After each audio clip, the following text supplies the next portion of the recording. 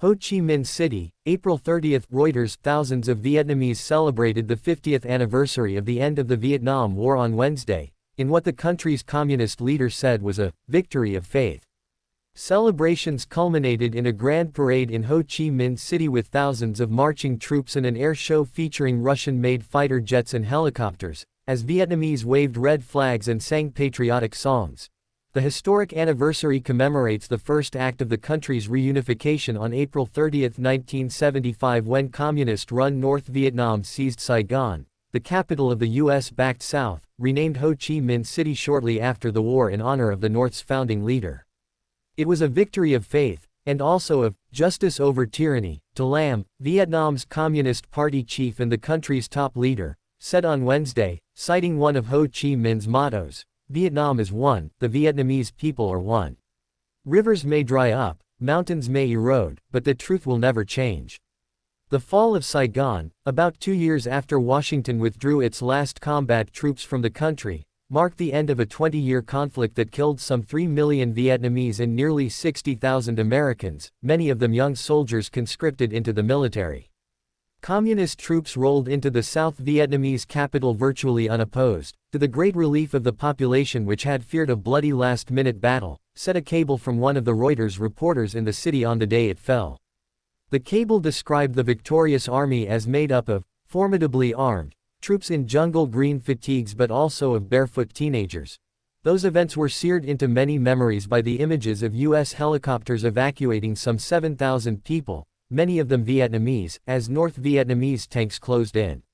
The final flight took off from the roof of the U.S. Embassy at 7:53 a.m. on April 30, carrying the last U.S. Marines out of Saigon. The formal reunification of Vietnam was completed a year later, 22 years after the country had been split in two following the end of French colonial rule. Vietnam and the United States normalized diplomatic relations in 1995 and deepened ties in 2023 during a visit to Hanoi by former U.S. President Joe Biden. The United States and Vietnam have a robust bilateral relationship that we are committed to deepening and broadening, a spokesperson for the U.S. mission in Vietnam said on Wednesday. That bond is however now being tested by the threat of crippling 46% tariffs on Vietnamese goods that Biden's successor, Donald Trump, announced in April. The tariffs have been largely paused until July and talks are underway. But if confirmed, they could undermine Vietnam's export-led growth that has attracted large foreign investments. Washington sent Susan Burns, its consul general in Ho Chi Minh City, to represent the country at the parade. At the celebrations for the 40th anniversary, no U.S. official was present. France, which also lost a war in Vietnam, sent a minister to last year's celebrations of the 70th anniversary of the end of the Battle of Dien Bien Phu, when French colonial rule collapsed.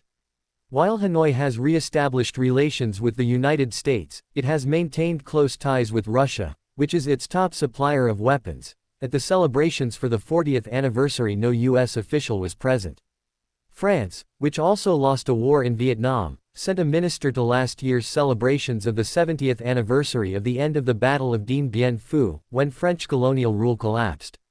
While Hanoi has re-established relations with the United States, it has maintained close ties with Russia, which is its top supplier of weapons. Vietnam has also nurtured closer relations with northern neighbor China despite a complex history involving several conflicts and a rivalry in the disputed South China Sea.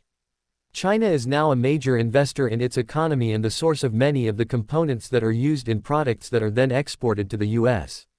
Underlining the warming ties, a contingent of 118 Chinese troops was expected to march alongside Vietnamese soldiers and policemen, to honor the international support Vietnam received during its struggle for independence, according to state media.